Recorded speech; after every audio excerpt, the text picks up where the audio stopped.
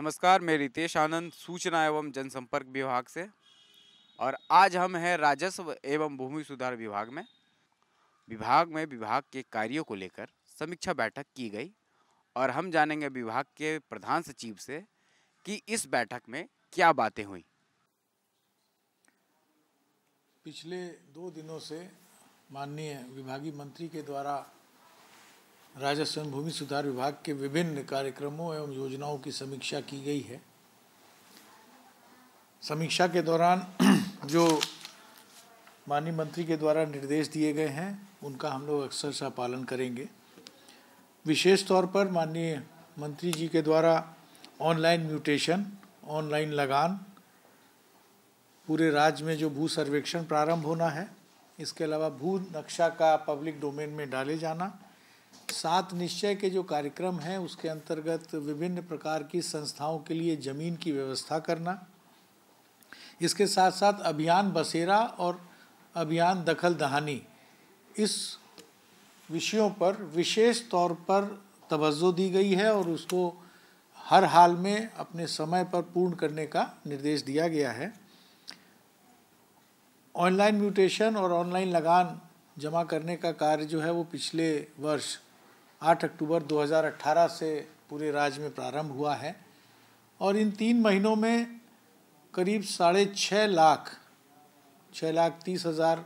के आसपास, अभी तक 6.5 लाख आवेदन म्यूटेशन के लिए प्राप्त हुए हैं और करीब 2 लाख लोगों ने 3 करोड़ 20 लाख रुपए लगान जमा किया है ऑनलाइन के माध्यम से। जो 6.25 लाख आवेदन म्यूटेशन के लिए प्राप्त हुए हैं उसमें से 1,70,000 के आसपास निष्पादन हुआ है, जो करीब 27-28% के आसपास का होता है। यह आरंभिक व्यवस्था है। हमारा जो सॉफ्टवेयर है उसमें भी कुछ त्रुटियां हैं जिसको कि हम लोग निराकरण कर रहे हैं। जो हमारी जमाबंदी पंजी और लगान से संबंधित प्रविष्टियां थी उसके त्रुटि को भी निराकरण किया जा रहा है और हम आश्वस्त करते हैं बिहार की पूरे आम रैयतों को कि अगले 1 से 2 माह के अंदर जो भी त्रुटियां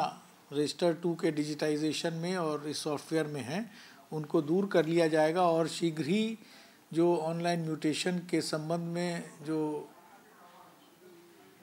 देरी हो रही है जो उसको हम लोग दूर करेंगे और ससमय ऑनलाइन म्यूटेशन का कार्य जो है वो होगा।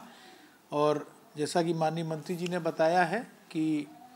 जिन अंचल अधिकारी और कर्मचारियों के द्वारा इस ऑनलाइन म्यूटेशन के संबंध में काम जो है वो ठीक से नहीं किया जा रहा है या देरी की जा रही है, उन पर स्पष्टीकरण और अनुशासनिक कार्रवाई का निर्देश हमने सभी समर्थताओं को दिया है। एक और इम्पॉर्टेंट कार्यक्रम है भूमि का सर्वे। पूरे राज्य के 38 जिले में भूमि का सर्वे अगले वित्तीय वर्ष से अभियान के रूप में प्रारंभ होना है और इसको हम 1 साल से 2 साल के अंदर हम लोग को पूर्ण करने की कार्यक्रम हम लोगों ने बनाया है। सर्वे के लिए जो सबसे महत्वपूर्ण कार्य है, करीब 31,200 संविदा आधारित मानदेय संविदा आधारित बहाली की जाएंगी, जिसकी प्रक्रिया हम लोगों ने प्रारंभ कर दी है और अगले 6 महीना के अंदर इन सभी बहालियों को हम लोग करेंगे